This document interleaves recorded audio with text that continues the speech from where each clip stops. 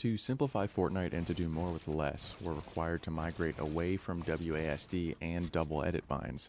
Minimizing our keyboard inputs aids in our ability to improvise our movement while building and editing, and after playing on a hybrid setup for 7 days, I can confidently say that we are hindering our skill ceiling by avoiding this drastic change. I'll address my new keybinds later in the video, but for now, I'd like to take a look at my own progress arc moving away from traditional mouse and keyboard. Day 1 was spent trying to figure out appropriate binds and getting accustomed to joystick movement. I defaulted to WASD and my old binds nearly every time I started a build sequence. I couldn't for the life of me grasp the concept of jumping whatsoever. Day 2 was the release of Chapter 2. I spent a decent chunk of time learning edit on release and making slight adjustments to keybinds. I ultimately settled on C for edit instead of E, and I found that changing floor to S and jump to caps lock proved to be the most challenging bind changes thus far. I spent a lot of time in Team Rumble learning how to move and build around other players, and died to fall damage in 50-50s many times. Confusion and turbo building were the themes of Day 2 and 3, but over time I began to get the hang of things. Day 2 and 3 were the most discouraging sessions I played, and I began to understand why players are so hesitant to commit to such severe keybind changes. I will say that with a small amount of perseverance, the payout is worth the investment. Having played on WASD for 15 years, I can truthfully say that I am more confident in my abilities now than I was on traditional KBM. On Day 4, I began to chain basic build sequences together and engage players on my own terms. I frequently misplayed engagements and made poorly angled peaks. I relied on long-range engagements to convert kills and was still relatively unable to effectively use turbo build to gain height. Once I noticed my ability to confidently engage in gunplay, I attempted to play a match or two of solos to test my foundational 1v1 ability.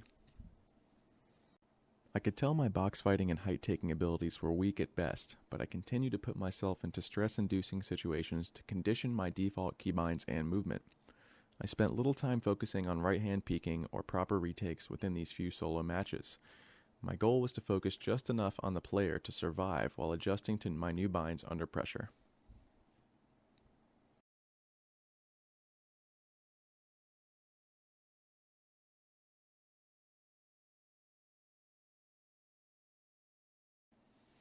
I felt as though I had made it over the hump by the time I went into creative and began working on intermediate build patterns shortly after playing in those solos.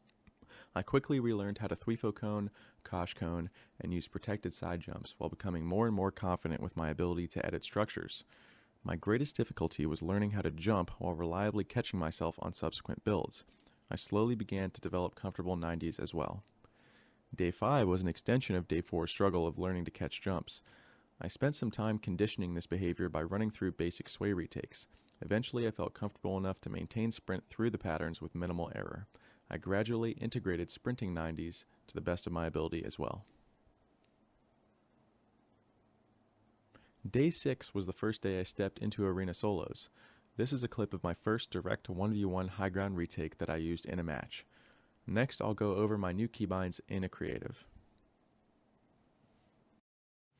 Alright, so real quick, thumb is movement on the joystick, wall is A, floor is S, ramp is D, cone is F, edit is C, control reset is still in play here, pickaxe is Z, consumable slot is X, weapon slots Q, W, E, and V. Jump is caps lock, where my pinky is. Just above that is tab for inventory. Crouch is where left shift is, bottom left. Reload is still R, top right. And interact is mouse 4. Grab is mouse 5. So yeah, those are my keybinds. If you're on the fence about making the switch to a keypad setup to one with a joystick, I recommend doing it. I recommend doing one that has analog if available. I don't know about the G13. I'm on the fence about that one, just because of where the joystick is located. doesn't allow you to do much curling there. It's kind of like almost like a top-down setup. What I'm using is the Razer Tartarus V1. I don't know if they make them anymore. It has a decent setup for where the joystick is, but it's still not perfectly 90, and it can sometimes get in the way of being able to hold forward. The Azeron Keypad is great if you're able to get one. But yeah, if you're on the fence, I absolutely encourage you to make the switch. This is where the future of Fortnite lies, the future of esports in general. A hybrid of controller and traditional keyboard, being the controller's movement capabilities coupled with the keyboard's tactile input system, is going to happen. It's inevitable. So make the switch. If you don't love it, send it back in 2 weeks. You'll get your money back or whatever. But I'm sure that you'll love it. If you want to know more about me, about where you can see more content that I produce, make sure you check out my YouTube page. I've got plenty of content posted on how to improve at Fortnite, solo and as a team. I stream on Twitch every day, so check out my Twitch. It's just Regan57, and follow me on socials, Twitter, TikTok, Instagram, whatever. I have most of it, if not all of it.